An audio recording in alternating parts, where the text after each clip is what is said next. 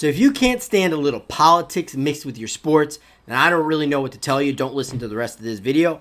But if you can, then put your big point pants on, strap in, and let's get into it.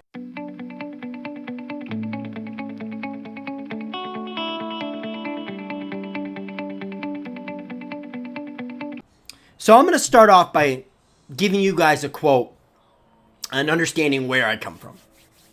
History is not there for you to like or dislike. It's there for you to learn from. And if it offends you, even better. Because then you're less likely to repeat it. It's not yours to erase.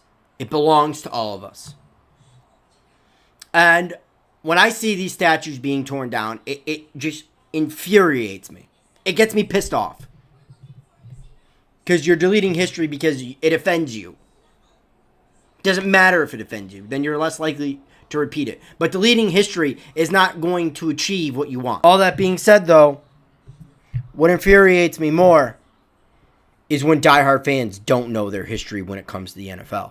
A lot of Giants fans will sit there, oh, I remember 07, I remember 11. Well, what about 86 and 90? Well, I wasn't alive then. Does that excuse you from learning your history? No. I mean, I was lucky enough that my dad recorded these, and I can rewatch them anytime I want. Now, it's getting less likely that I'll continue to watch them because it's harder and harder to find a VHS player. But at the end of the day, these are what I have to learn from. You can go back on Giants.com if you want and learn all the history of the Giants you could possibly want. I just think back a couple, probably a month, 2-3 months ago, or maybe even longer now, when Tana did the whole history of the Giants on his channel. He did an excellent job. And it really does matter to know your history. Why? Well, because you can kind of project what's going forward. You know why I hold these older Giants fans or guys that have come before me, why I hold their opinion in such high regard? Quite frankly, they've been there, done that. They've seen more history than I do. They can project better of where the Giants are going to go than even I can. And that's not any younger YouTuber. There's guys like The Hub that are mature beyond their years that have very educated opinions on the Giants. It's just, you need to learn your history about your team. Period. It's great to wallow in 2011 and 07. But go learn about, the late 50s into the 60s into the 70s where the Giants weren't very good. They were one of the laughing stocks of the league. Kind of like how we are right now. Understand, it is darkest before the dawn. And that goes for any franchise.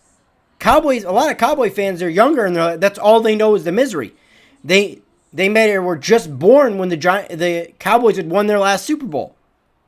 Go learn about those Super Bowls. Go learn about those great Cowboy teams in the 70s. Go learn about Roger Staubach or Tom Landry. It helps as a fan to know your history to project where you are going forward. Because you know what the biggest Giants problem is? I've said it for years, it's continuity. We don't have any. We keep hiring and firing.